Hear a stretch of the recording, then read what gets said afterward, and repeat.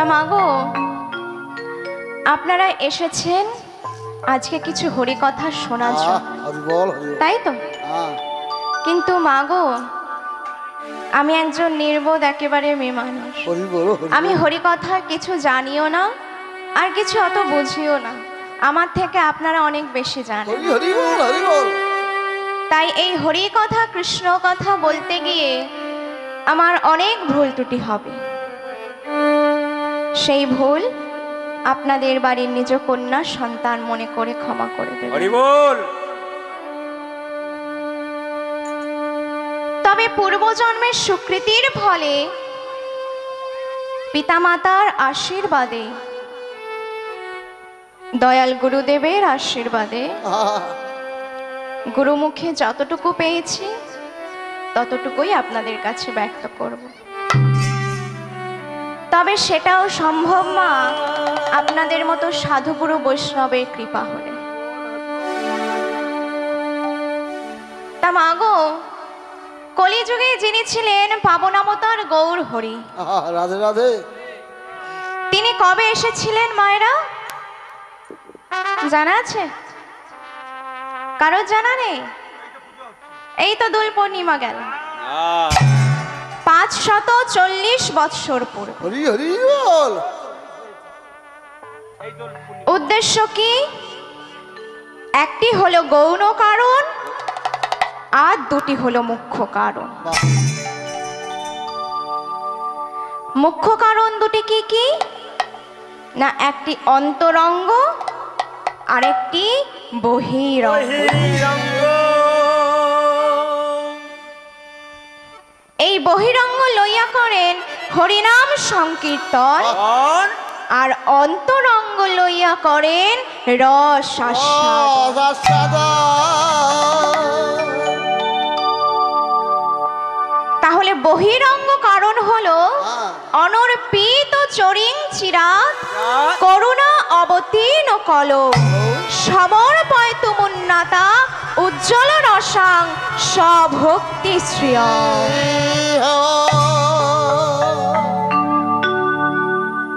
অনর্পিত অর্থাৎ যেসব বস্তু কোনোদিন কাউকে দেয়া হয়নি বা চিরদিন চিরকাল অর্পণ করা হয়নি, সেই উজ্জ্বল উন্নত মানের রসার কলিযুগে গৌর সুন্দর আমার নিতাই গৌর সমভাবে বিদ্যমান। এবার মাগো অন্তরঙ্গ কারণ। অন্তরঙ্গ কারণ কি না? শ্রীমতী রাধারানী এই যে আমাদের ভালোবাসা দিয়েছে, সেই ভালোবাসাটাই কেমন বাবা? রাধে রাধে। বা তার বৈচিত্র্যটাই বা কেমন? তাই কবিরাজ গোস্বামী বলছেন, রাধা ভাব গোপী প্রেম আপন মাধুরী এই তিন বাঞ্ছা পুরাইতে নদে গৌর নদে এলেন গৌর হরি। অর্থাৎ এই তিনটি লোভের বশবর্তী হয়ে আমার গৌর হরি এসেছিল।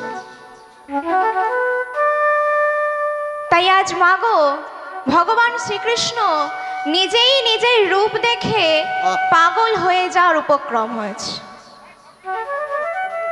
তাই চৈতন্য চরিতামৃতে কবিরাজ গোস্বামী বলছেন, কৃষ্ণ মাধুর্যের আশ্চর্য এক বল, কৃষ্ণ আদি জীবগণ করই চঞ্চল। তা মাগো কি হয়েছে? একদিন ভগবান কৃষ্ণচন্দ্রমা ওই বৃন্দাবনের পথ ধরে যাচ্ছিলেন।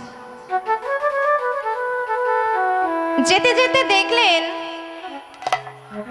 সেখানে ওই মণিখচিত দেয়ালে নিজের প্রতিবিম্বকে দেখে, অর্থাৎ নিজের ছবিকে দেখে সেটিকে ধরতে যাবে বলে উদ্ধত হলেন। আর পেছন থেকে বিশাখা সখী বলছে, ও প্রভু প্রভু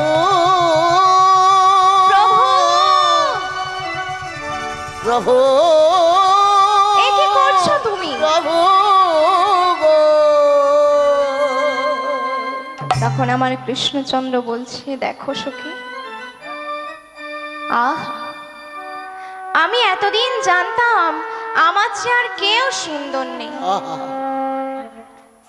কিন্তু এখন জানলাম আমার চেয়েও একজন সুন্দর আছে।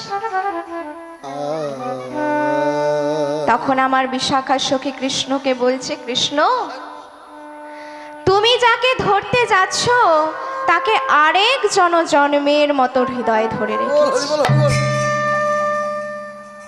তখন কৃষ্ণ বলছে, কে সে? তখন আমার বিশাখা সখী কৃষ্ণকে বলছে, ওই যে গো ব্রজেশ্বরী শ্রীমতী রাধা রানী। তখন মা গো কৃষ্ণচন্দ্র আমার রাধা রানীর কাছে গিয়ে বলছে, রাধে, শুনলাম নাকি তুমি এক অপূর্ব মানুষকে তোমার হৃদয়ে ধরে রেখেছ। যদি কিছুক্ষণের জন্য রাধে রাধে আমি ওই মানুষটিকে আমার হৃদয়ে পেতাম, তাহলে বড় আনন্দ উপভোগ করতাম। তখন আমার রাধা রানী কৃষ্ণকে বলছে, কৃষ্ণ, তুমিও পূর্ণ বিষয় আর ওই মানুষটিও পূর্ণ বিষয়। বিষয় হয়তো বিষয়কে ধরা যায় না, তাকে পেতে হলে আশ্রয় নিতে হয়। তখন আমার কৃষ্ণচন্দ্র বলেছে, বেশ তো, আশ্রয় যদি নিতে হবে আমি তোমার কাছেই আশ্রয় নেব। সেই দিন আমি জগতের মাঝে নিতাই গৌর হরি বল বলে ধরা দেব। আমি তেজি কালো বড় করিব ধারণ, তোমার অঙ্গের কান্তি। আমি তেজি কালো বরণ যৌবনে মন, তোমার চরণে ধরি। আমি তেজি কালো বড় করিব ধারণ, তোমার অঙ্গের কান্তি। আমি তেজি কালো বরণ করিব ধারণ, তোমার অঙ্গের আমি তব নাম লইয়া কাঁদিয়া কাঁদিয়া, তব নাম লইয়া তোরা দেখে যা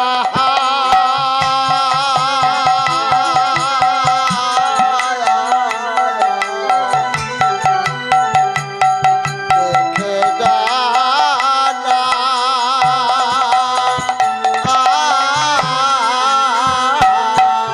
আমি তব নাম লইয়া কাঁদিয়া কাঁদিয়া অশ্রু জলে হব শান্তি, অশ্রু জলে হব শান্তি। আমি তব নাম লইয়া কাঁদিয়া কাঁদিয়া আমি তব নাম লইয়া কাঁদিয়া কাঁদিয়া অশ্রুয়ে দেব শান্তি। অশ্রুজলে নমকালি। আমি কেঁদে কেঁদে বেড়াইব, কেঁদে কেঁদে বেড়াইব। আমি কেঁদে কেঁদে বেড়াইব। আমি কেঁদে কেঁদে বেড়াইব।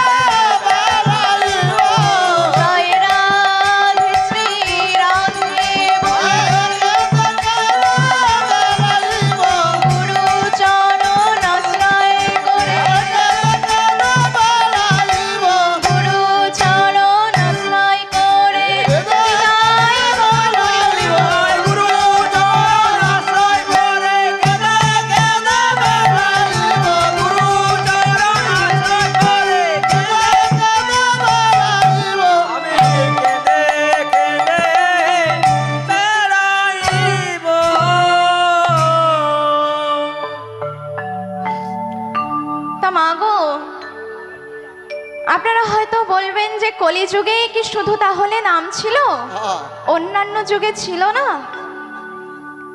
অন্যান্য যুগেও ছিল। সত্য যুগের নাম হলো নারায়ণ পরা বেদা, নারায়ণ পরা খরা, নারায়ণ পরা মুক্তি, নারায়ণ পরা গতি। ত্রেতা যুগের নাম হলো রাম নারায়ণ তো মুকুন্দ মধুসূদন, নম নম কংসারি হরে বৈকুণ্ঠে বামন। রাধে রাধে। আর দাপর যুগের নাম হলো হরে মুরারি, মধু কৈট ভারে, গোপাল গোবিন্দ মুকুন্দ সর।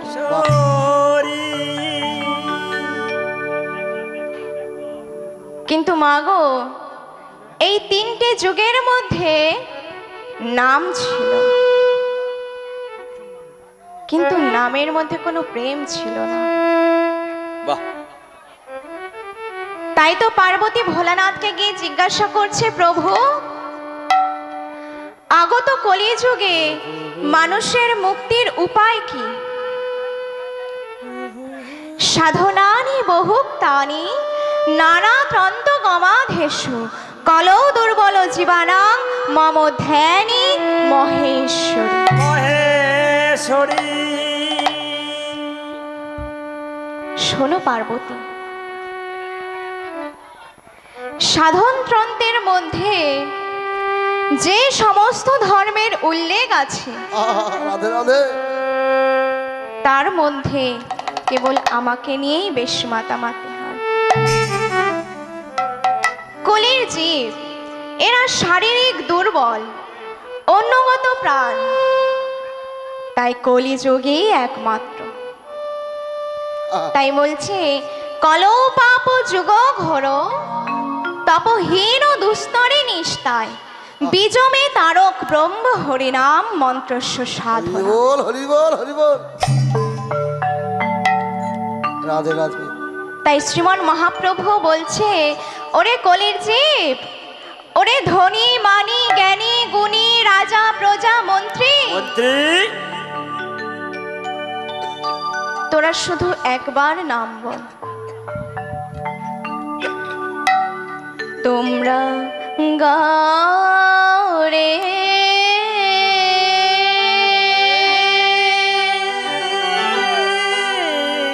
তোমরা গাও রে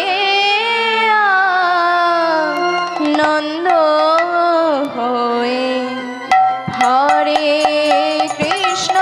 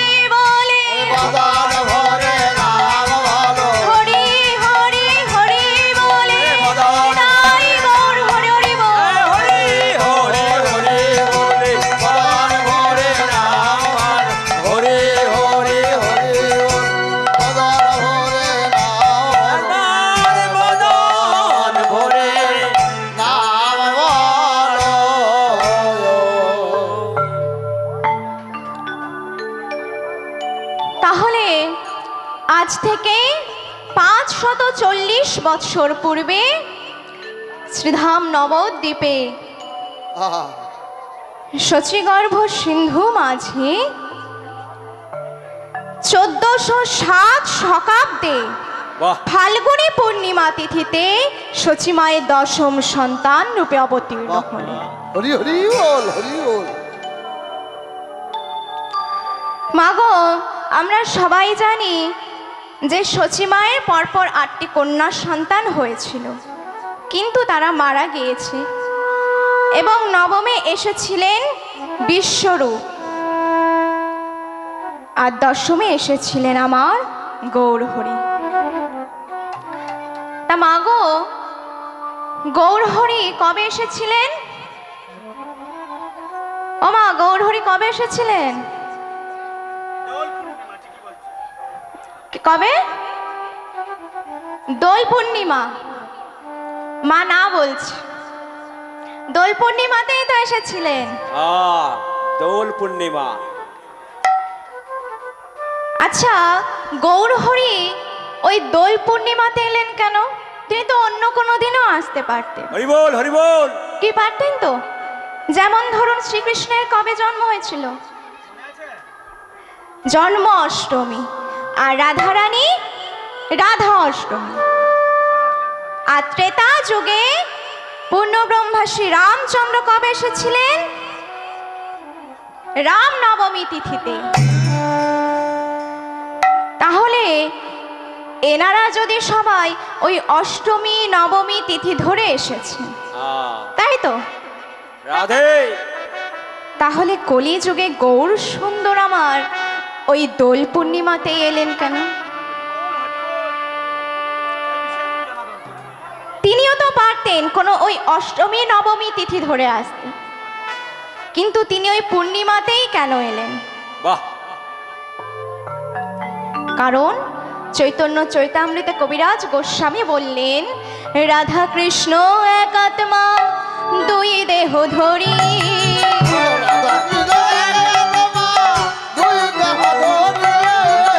রাধা কৃষ্ণ এক আত্মা দুই দেহ ধরি। রাধা কৃষ্ণ এক আত্মা দুই দেহ ধরি। অনন্যে বিলাসে রস আস্বাদন করি।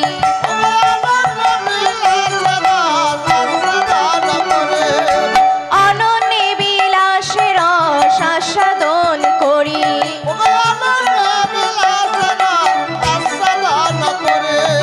তাহলে আমরা কি দেখতে পেলাম? দুটো মূর্তি। কি মায়ের, আমরা সবাই তাই দেখি তো? দুটো মূর্তিই দেখি, একটা রাধা আর একটা কৃষ্ণ। কৃষ্ণ। কিন্তু মায়েরা, তত্ত্বরসিক ভক্ত যারা, তাদের কাছে কিন্তু একটাই প্রাণ, একটাই দেহ, একই সচিদানন্দ ঈশ্বর, একই ভগবানকে ভেঙে দুভাগে বিভক্ত হরি হরি করা হরি হয়। বল, হরি বল। ওমা, ভগবানকে ভাঙলেন কেন? তিনি তো একাই থাকতে পারতেন, কেন ভাঙলেন? যেমন ধরুন, আমারই কথা বলুন, ব্যাচেলার জীবন কি সবসময় কারো ভালো লাগে? ভালো লাগে না। সবার ইচ্ছে হয় বিবাহ করে সংসার ধর্ম পালন করতে, রাধে রাধে। তাই তো? ওই মধুর রসটা যে কি, তা একবার আস্বাদন করতে। তাই কৃষ্ণচন্দ্র যে ওই মধুর রসটা যে কি, তা আস্বাদন করার জন্য আমায় সংসারী হতে হবে। হরি হরি বল, হরি বল। তাই তিনি কি করলেন না, নিজের বামাঙ্গ থেকে সৃষ্টি করলেন কাকে? কাকে সৃষ্টি করলেন? শ্রীমতী রাধারানী।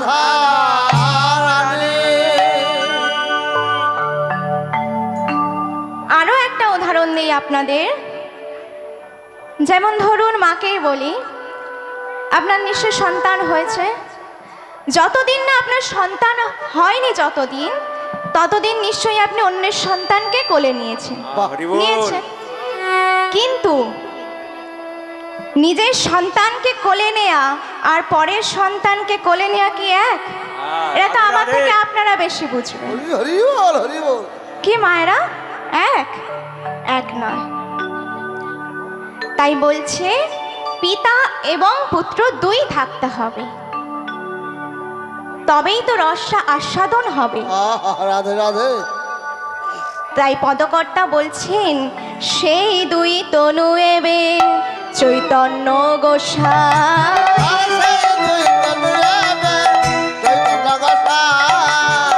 সেই দুই তনু এবে চৈতন্য গোসাই, সেই দুই তনু এবে চৈতন্য গোসাই। ভাবের শাসাদিতে দেহ হইল এক নয়,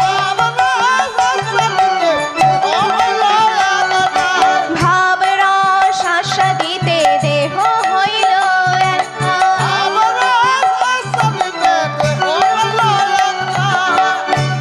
অর্থাৎ রাধা কৃষ্ণ মিলিত দহদন হলেন আমার গৌর হরি। হরি হরি বল হরি বল। এবার মা কেন মিলিত দহতন হলেন? কারণ ওই রস আস্বাদনের জন্য। রাধে রাধে। তাহলে মা আমরা দেখলাম যে এক থেকে দুই হলো রস আস্বাদনের জন্য, আবার দুই থেকে এক হলো এটাও রস আস্বাদনের জন্য। এটা কি করে সম্ভব? যে কোনো একটা হওয়ার দরকার। আসলে এক থেকে দুই হওয়া চাইতে ওই দুই থেকে এক হওয়ার দামটাও বেশি আর আনন্দটাও অনেক বেশি। যেমন ধরুন মায়েরা মিষ্টি খান তো, সবাই খান তো? সুগার আছে, একটা হলেও সবাই খায়। তাহলে মায়েরা বলুন তো, একটা মিষ্টি পাওয়া যায় যেটা দুধের মধ্যে ডোবানো থাকে, সেই মিষ্টিটার নাম কি? সেই মিষ্টির নাম জিলেবি। এই জিলেবি নাকি দুধের মধ্যে ডোবানো থাকে? রাধে রাধে। রসমালাই। রসমালাই। এবার ওই রসমালাইয়ের জন্মটা হয়েছে কিভাবে, মানে তৈরি হয়েছে কিভাবে? প্রথমে দুধ, দুধ, দুধ থেকে হলো ছানা, আর সেই ছানা ডুবলো গিয়ে কোথায় না যেখানেই তার জন্ম হয়েছে, অর্থাৎ সেই দুধ। ঠিক তেমন আমার কৃষ্ণচন্দ্র হলেন দুধ, দুধ, আর রাধারানী হলেন রসগোল্লা। সেই রসগোল্লা ডুবলো গিয়ে কোথায় না কৃষ্ণ অঙ্গে। তাই তো রসমালাইয়ের দামটা একটু বেশি। তাই পদকর্তা বলছেন সেই দুই তনু এবে চৈতন্য গোসাই, সেই দুই তনু এবে চৈতন্য গোসাই, সেই দুই তনু এবে চৈতন্য গোসাই। ভাবের শাসাদিতে দেহ হইল একটা, ভাবের শাসাদিতে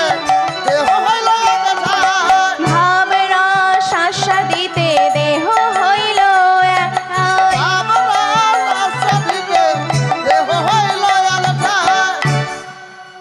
অর্থাৎ এইভাবে আমার গৌরহরি এসেছে। এই যে আমার গৌরহরি এসেছেন, এই আসার পেছনে রয়েছে তিনটি কারণ। আগেই বললাম, একটি হলো গৌণ কারণ আর দুটি হলো মুখ্য কারণ। মুখ্য কারণ দুটি কি কি না, একটি অন্তরঙ্গ আর একটি বহিরঙ্গ। অন্তরঙ্গ কারণ কি? শ্রী রাধায়া প্রণয় মহিমা কি দৃশ্য বামদ দিও জেনাদ ভূতা মধুরিমা কি দৃশ্য বাময়। অর্থাৎ শ্রীমতী রাধারানী আমাকে যে ভালোবাসাটা দিয়েছে, সেই ভালোবাসাটাই কেমন? বা তার বৈচিত্র্যটাই বা কেমন। তাই মা গো একদিন কৃষ্ণচন্দ্র রাধারানীকে বলছে, ওগো রাধে, রাধে এই বিশ্ব ব্রহ্মাণ্ডের যাহা কিছু সম্পদ অসম্পদ অণু পরমাণু যাহা কিছু আছে সমস্ত খবর একমাত্র আমি জানি। কিন্তু ও রাধে, আমি তোমার মহিমা বুঝতে না রে।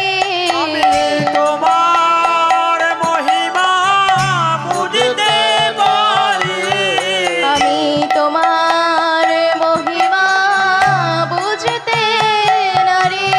আমি তোমার মহিমা বুঝতে নারি, আমি সবার মহিমা বুঝতে পারি।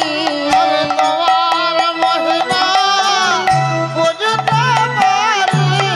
তোমার মহিমা বুঝতে পারি, আমি তোমার মহিমা বুঝতে নারি। তাই কৃষ্ণচন্দ্র আমার বলছে, ওগো রাধে, তোমার ওই মহিমা জানতে হলে আমায় ভক্ত হতে হবে। হরি বল, হরি বল। কারণ ভক্তি হলো ভক্তের সম্পদ, বাহ, আর কৃপা হলো ভগবানের সম্পদ। রাধে রাধে। তাই ভক্তরূপ ধারণ করে আমার গৌর হরি এসেছে। এটা হলো মা অন্তরঙ্গ কারণ। আমার গৌর হরি, এবার বহিরঙ্গ কারণ কি? বহিরঙ্গ কারণ হলো অনর্পিত চরিং চিরাত চিরাত করুণা অবতীর্ণ কল সমর্পয় তুমুন্নতা উজ্জ্বল রসাং সভক্তি শ্রিয়।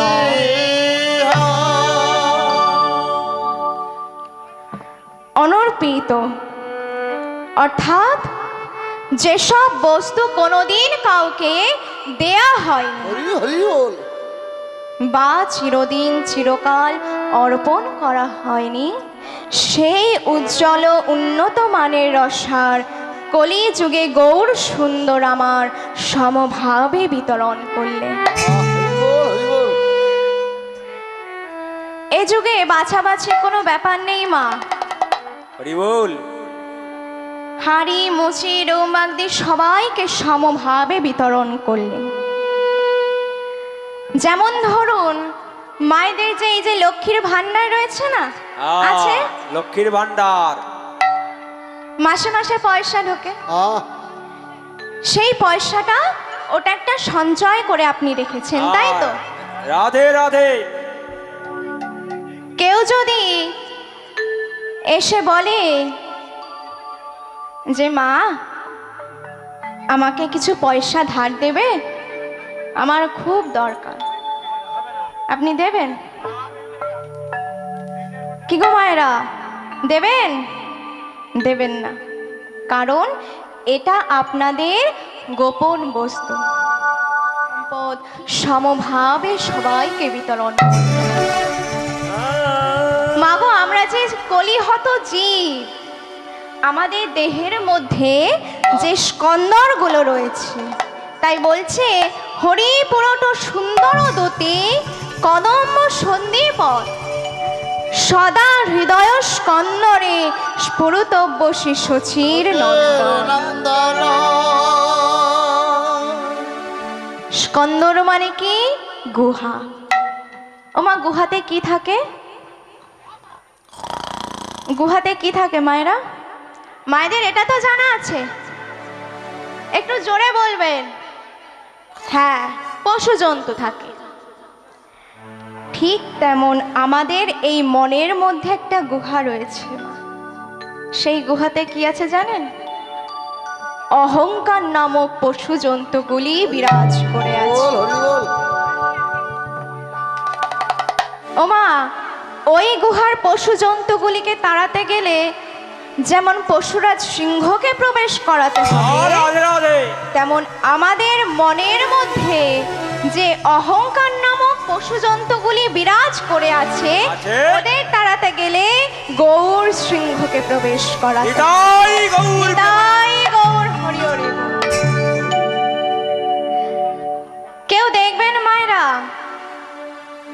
কিছু হয়তো বইপত্র পড়ে পণ্ডিতঙ্গ লাভ করেছেন, সেই নিয়ে অহংকার থাকে, আমি সব জানি আর কেউ কিছু জানে না, তাই না?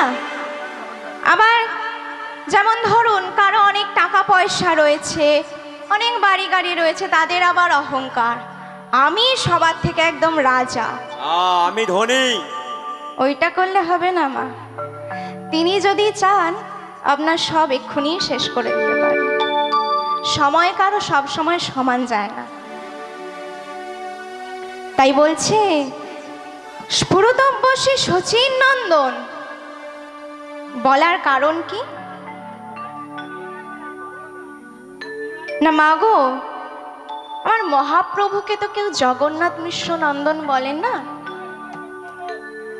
কারণ হলো এটাই যে মহাপ্রভু আমার ভাবলেন এই কলিযুগে মানুষের গায়ে যে সমস্ত অহংকারের নোংরা লেগে আছে,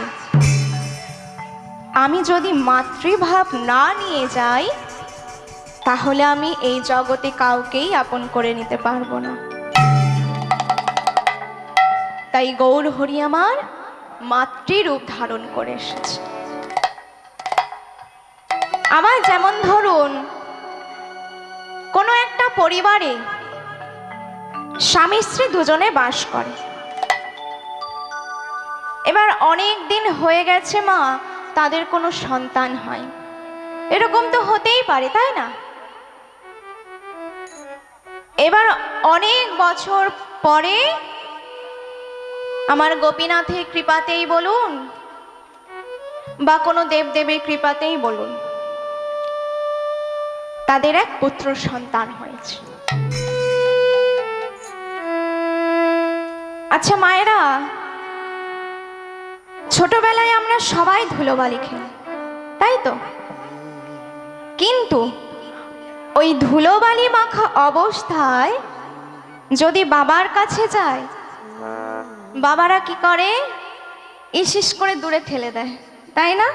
করে তো, বলে যে আগে মায়ের কাছে গিয়ে স্নান করে পরিষ্কার করে তারপরে আসবি, বলে। কিন্তু আপনারা তো সবাই মা, আপনাদের কাছে যদি যায় আপনারা কি দূরে ঠেলে দেন? ঠেলে দেন না। এটাই হলো মাতৃত্ববোধ। তাই গৌর হরি আমার মাতৃভাব নিয়ে এসেছে। আরেকটা কারণ হলো গৌণ কারণ, অর্থাৎ গোপী প্রেম। গোবিন্দ আমার গোপীদের কাছে ঋণী হয়েছিলেন, তাই এই ঋণ শেষ করার জন্য এসে বলছে, ওরে তোরা নাম বল, এত অহংকার করে তোরা থাকিস না। তা মায়েরা আপনারা সবাই নাম বলবেন তো? সবাই বলবেন তো? সবাই দুটি বাহু তুলুন দেখি। রাধে রাধে। এই সবাই দুটি বাহু তুলুন, মনের আনন্দে করবেন হরে কৃষ্ণ কৃষ্ণ কৃষ্ণ হরে হরে, হরে রাম রাম রাম হরে হরে।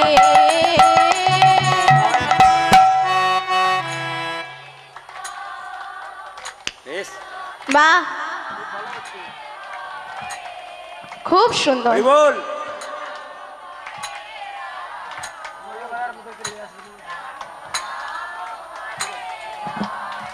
বাহ, হরে কৃষ্ণ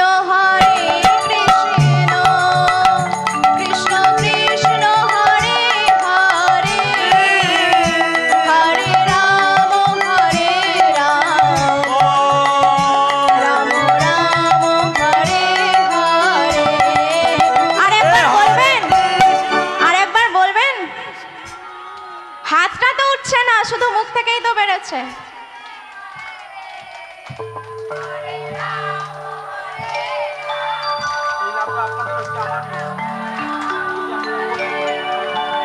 এই যে আপনারা হরিনাম করলেন, এতে আপনাদেরই লাভ, আমার কিচ্ছু নয়। খুব সুন্দর হয়েছে।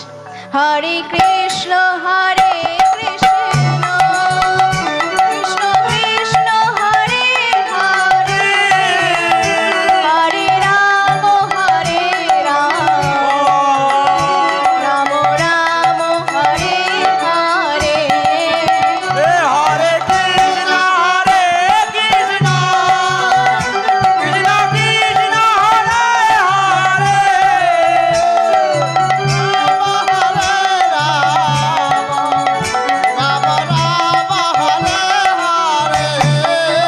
হরে কৃষ্ণ হরে কৃষ্ণ কৃষ্ণ কৃষ্ণ হরে হরে, হরে রাম রাম রাম হরে হরে। হরে কৃষ্ণ নিতাই গৌর হরি বল। কৃষ্ণ কৃষ্ণ হরে হরে, হরে রাম রাম রাম হরে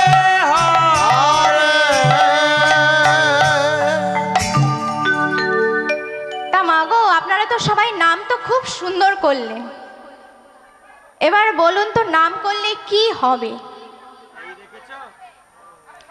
করে ফেললাম তো নাম, কিন্তু নাম করলে কি হবে সেটা তো জানতে হবে। পাপ থেকে মুক্তি। আচ্ছা, আর গাড়ি বাড়ি হবে না? দরকার নেই না? খুব ভালো, দরকার নাই, খুব ভালো। ভালো ভালো। তাহলে মহাজন বলছেন নাম বললে মানুষ শুনতে পায়, দেখতে পায়, চলতে পারে, কথা বলতে পারে। এবার মায়েরা, আপনারা হয়তো ভাববেন যে আমরা তো নাম করেছি, কিন্তু এখনকার দিনে যে ছেলে মেয়েরা তারা কি নাম করে? করে না।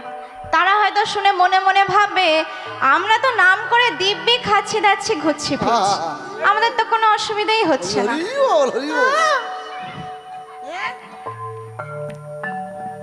তাহলে মহাজন বললেন ওটা কোনো কাজের মধ্যে পড়ে না। মহাভারতে তার প্রমাণ দিলেন, আহার নিদ্রা ভয় মৈথুঞ্চ সামান্য মেতৎ পশুর ভিড়ানাম ধর্ম হিতে সমধিকা বিশেষ ধর্মহীনা পশু সমান। তাহলে পশুরাও খায়, আমরাও খাই, পশুরাও ঘুমোয়, আমরাও ঘুমাই, পশুদেরও সন্তান হয়, আমাদেরও সন্তান। তাহলে তফাৎটা কোথায়? সবই তো এক হয়ে যাচ্ছে। তফাৎটা হলো এই জায়গায় মা, আমাদের মধ্যে রয়েছে আত্মতত্ত্ব বোধ বিচার, যেটা পশুদের মধ্যে। তাই বলছে, যাও দাদা, নিতাই নামের ডালি মাথায় করে নিয়ে তুমি প্রচার করো। এদিকে নিতাই নামের ডালি মাথায় করে নিয়ে চলছে আর বলছে, ওরে ধনী মানি জ্ঞানী গুণী রাজা প্রজা মন্ত্রী, তোরা এত অহংকার করে কেন বসে আছিস? তোরা একবার নাম বল। তা মায়েরা, আপনারা তো একবার নাম বললেন, খুব সুন্দর হয়েছে, আরেকবার বলবেন? এটা কিন্তু হরে কৃষ্ণ নাম নয়, ভালো করে শুনবেন তারপরে বলবেন। নাম নাম নাম কৃষ্ণ নাম, নাম নাম নাম হরি নাম।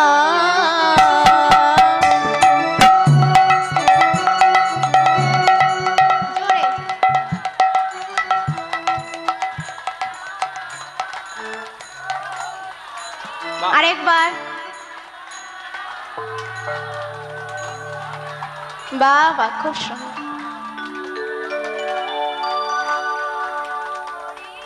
খুব সুন্দর।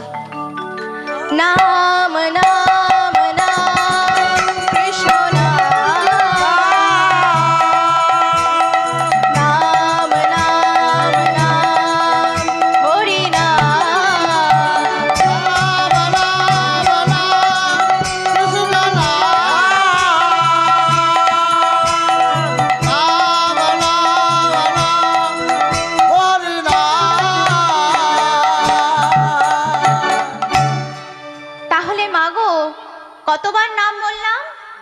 আপনারাও বলেছেন কতবার? 3 বার। বাহ। তা মাগো, এই নাম 3 বার বললেও এই নামের রয়েছে 3টি অর্থ। একটা শব্দ হলেও এর রয়েছে 3টি অর্থ।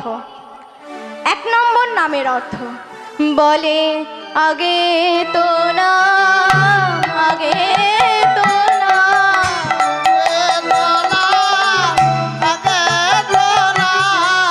আগে তো না, আগে তো না। আগে তো না, আগে তো না। ওই অহংকারের মঞ্চ হতে নেমে অহংকারী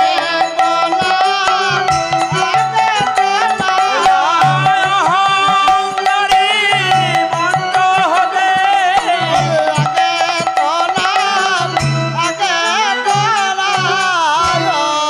তাহলে মায়েরা 1 নম্বর নামের অর্থ কি হলো? কি হলো? অহংকারের মঞ্চ থেকে নেমে আসতে বলা হচ্ছে। এবার 2 নম্বর নামের অর্থ ওই না করে প্রণাম, করে প্রণাম। করলে প্রণাম, করলে প্রণাম। ওই না করে প্রণাম, করে প্রণাম। করলে প্রণাম, করলে প্রণাম। ওই অহংকারের মঞ্চ থেকে নেমে করে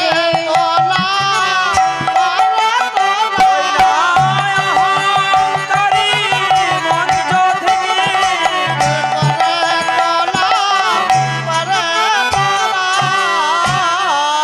তাহলে 2 নম্বর নামের অর্থ কি হলো? না অহংকারের মঞ্চ থেকে নেমে প্রণাম করতে বলা হয়েছে। এবার 3 নম্বর নামের অর্থ হলো ওই না ষষ্ঠাঙ্গে প্রণাম, ষষ্ঠাঙ্গে প্রণাম। ষষ্ঠাঙ্গে প্রণাম, ষষ্ঠাঙ্গে প্রণাম। ষষ্ঠাঙ্গে প্রণাম, ষষ্ঠাঙ্গে প্রণাম। ওই অহংকারের মঞ্চ থেকে নেমে ষষ্ঠাঙ্গে প্রণাম, ষষ্ঠাঙ্গে প্রণাম।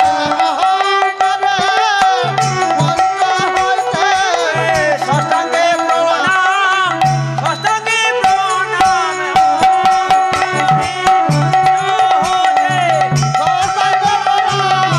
নাম নাম নাম কৃষ্ণ নাম,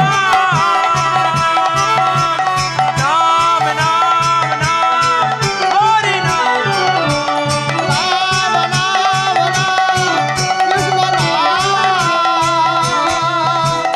নিতাই গৌর হরি হরি বল।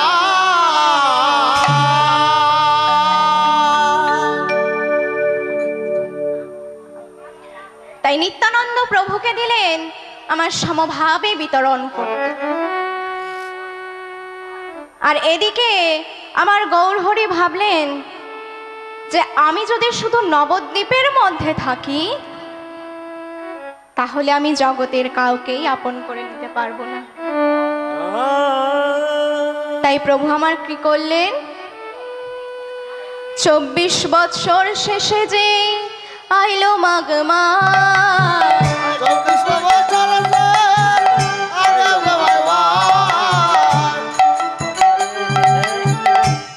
মাঘ মাস, 24 বছর শেষে যে আইলো মাঘ মাস। আর শুক্ল পক্ষে প্রভু আমার করিল সোনা। আর শুক্লপক্ষে প্রভু আমার তার শুক্ল পক্ষে প্রভু আমার করিল সোনা। আর শুক্লপক্ষে প্রভু আমার তাহলে প্রভু আমার করলেন কি? 1510 খ্রিস্টাব্দে মাঘ মাসে শুক্ল পক্ষে প্রভু আমার কাটোয়ার কেশব ভারতীর কাছে বাহ, হরি বল। দীক্ষা নিলেন, হরি বল। সন্ন্যাস মন্ত্র নিলেন। মাগো প্রভুর আমার সন্ন্যাস মন্ত্র নেয়ার পর নতুন নাম হয়েছে। কি নাম? না ভগবান শ্রীকৃষ্ণ চৈতন্য। চৈতন্য। এবার মাগো নতুন নামকরণ নিয়ে বৃন্দাবনের পথে চলেছে। আর নিত্যানন্দ ঠাকুর আমার পথ ভুল দেখিয়ে শান্তিপুরে ফিরিয়ে নিয়ে এবং পরে অদ্বৈত মন্দিরে নিয়ে গেলেন।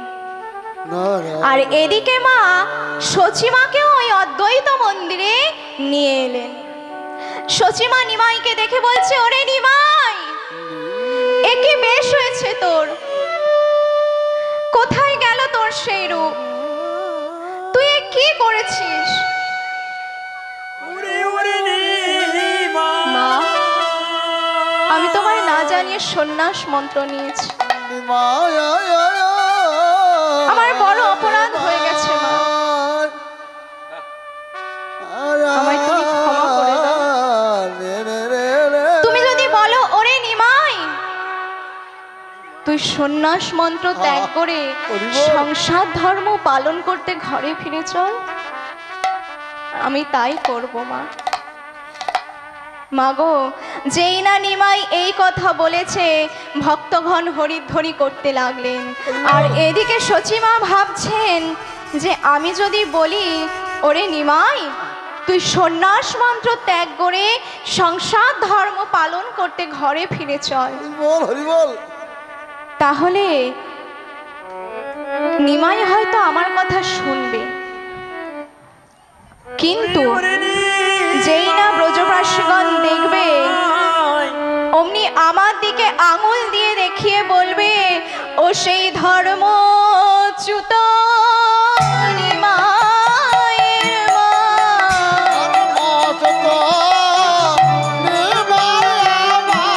ও সেই ধর্মচ্যুত নিমাইয়ের মা,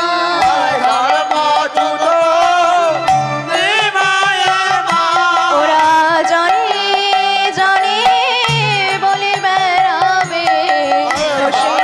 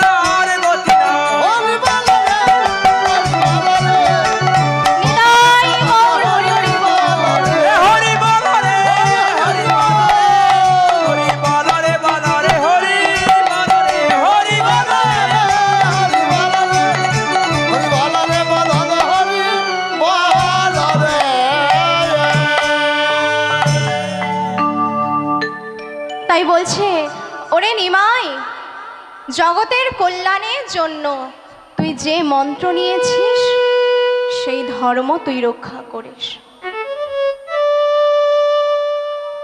তবে একটা কথা তোকে বলি, তুই যেন এই নীলাচল ছেড়ে কোথাও যাস না।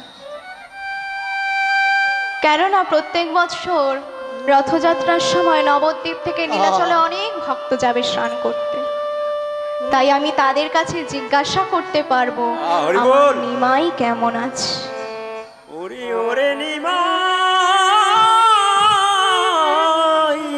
তখন আমার নিমাই বলছে, বেশ মা, তুমি যা বলছো তাই হবে।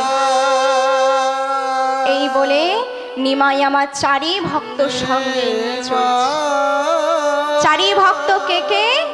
মুকুন্দ, জগদানন্দ, নিত্যানন্দ এবং দামোদর।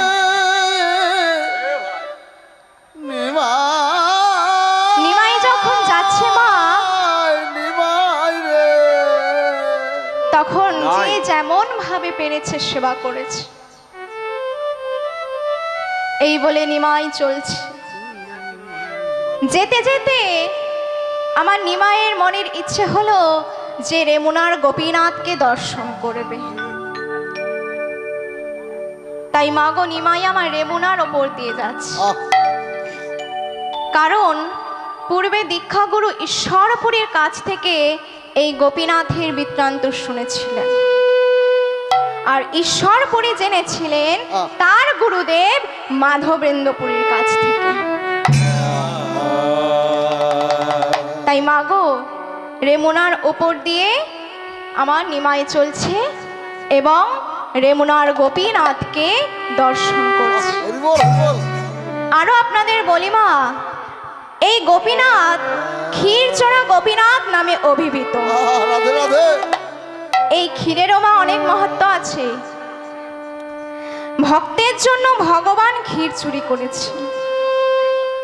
কেমন সে ভক্ত যার জন্য ভগবান ক্ষীর চুরি করেছে। তাই আমার প্রভুর ইচ্ছে হয়েছে রেমুনার গোপীনাথকে দর্শন করবেন এবং সেই ক্ষীর প্রসাদ গ্রহণ করবেন। তাই বলছে পদকর্তা, ভক্তি করি গোপীনাথে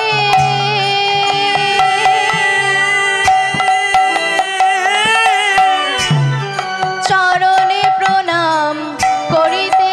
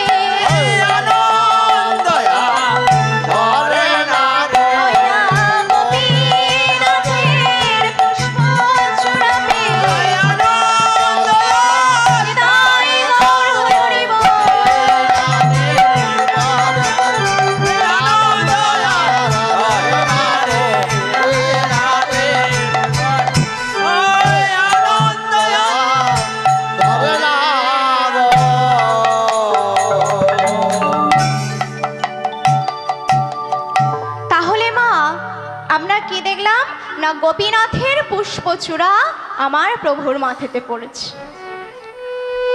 আচ্ছা মায়েরা, গৌরহরি তো ভক্ত, ভক্ত রূপেই গৌরহরি এসেছে।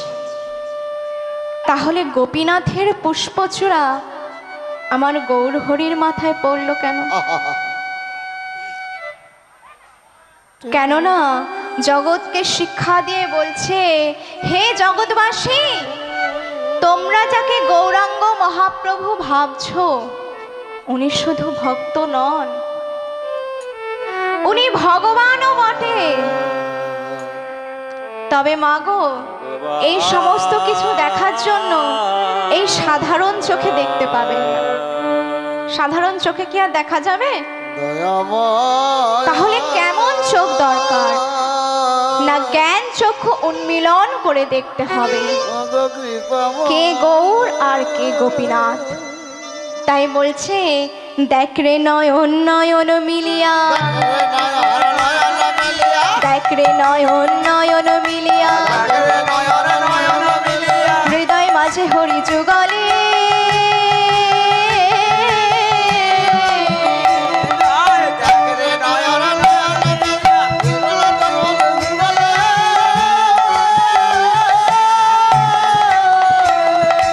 হরিপদ ভজ ভবেতে থাকিয়া কিছু নাহি যাবে বিফলে।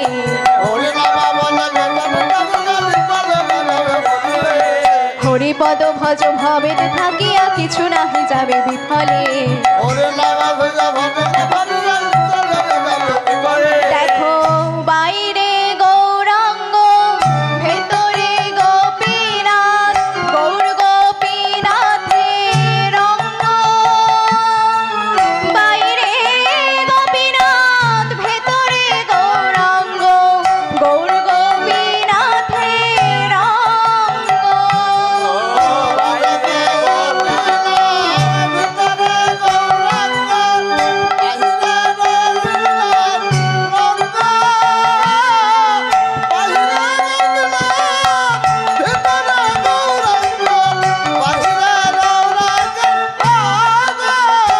তারা দুয়ে মিলে এক হলো,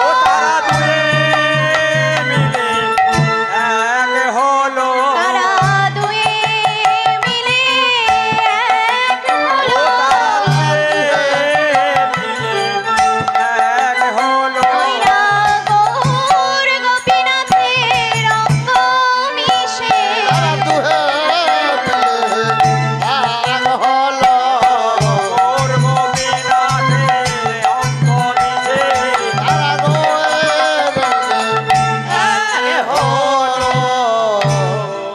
তাহলে আজ আমার গোপীনাথ প্রমাণ করে দিচ্ছেন যে আমাতে এবং গৌর হরিতে কোনো প্রভেদ নেই।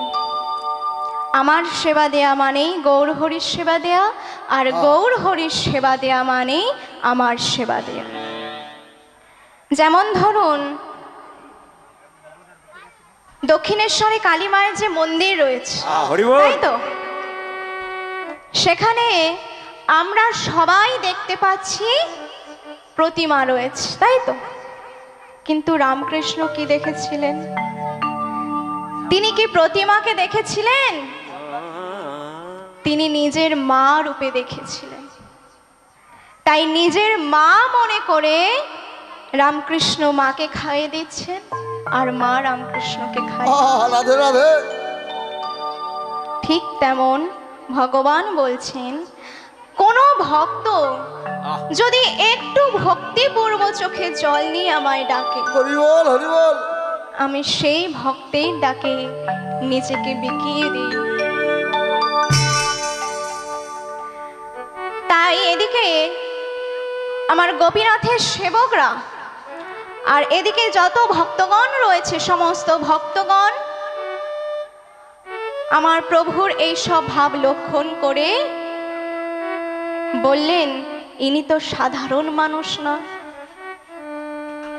তাই কি করলেন না, আমার প্রভুকে বললেন সেই দিন সেই রাত্রিতে সেখানে থাক। রাধে রাধে। এবার মায়েরা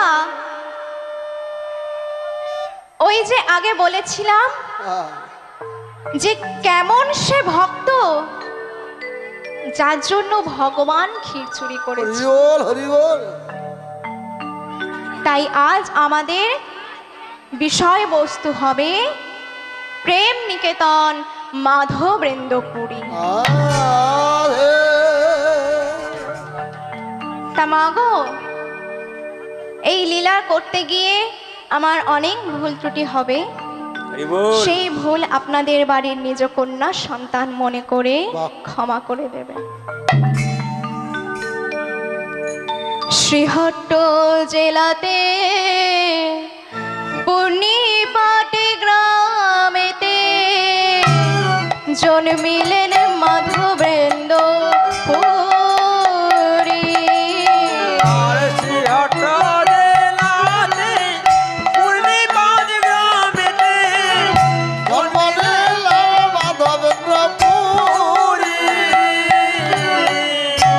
শ্রীহট্ট জেলাতে পুণ্যিপাটে গ্রামেতে জন্মিলেন মাধবেন্দ্র পুরী।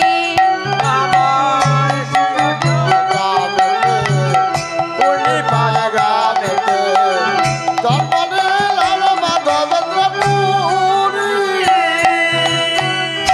পিতা তার সায়ন, মাতা শ্রীমতী। পিতার সায়ন মাতা শ্রীমতী। পিতা তার সায়ন, মাতা শ্রীমতী। আর পিতার সায়ন মাতা শ্রীমতী। তারা বাস করে ব্রাহ্মণার ব্রাহ্মণী, বাস করে ব্রাহ্মণার ব্রাহ্মণী। ও তার পিতা তার সায়ন মাতা শ্রীমতী। বাস করে বাস করে সদাই কেঁদে কেঁদে বেড়াইবে। ও তারা কেঁদে কেঁদে বেড়াইল। সদাই কেঁদে কেঁদে বেড়াইবে।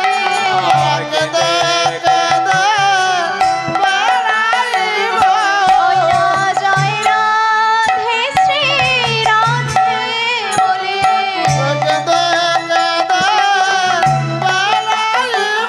জয় রাধে শ্রী রাধে বলে।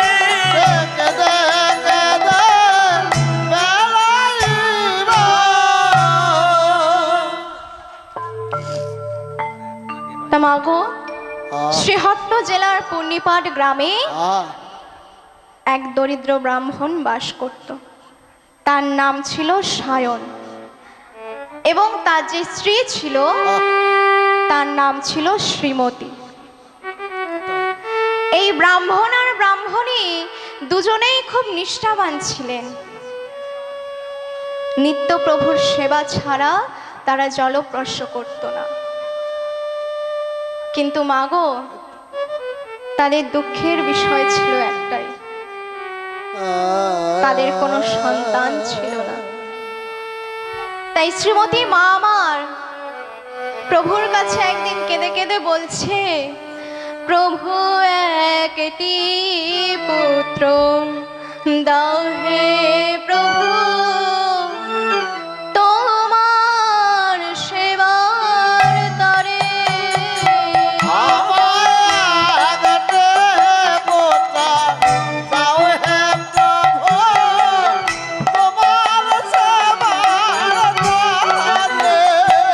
প্রভু একটি পুত্র দাও হে প্রভু, তোমার সেবার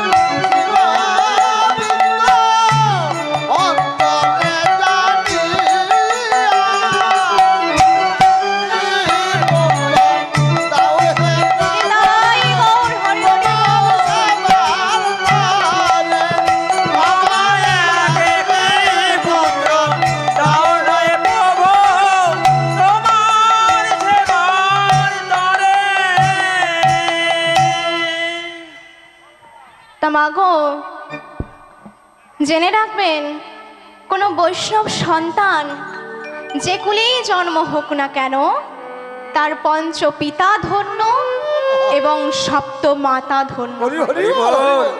এই পঞ্চপিতা কে কে?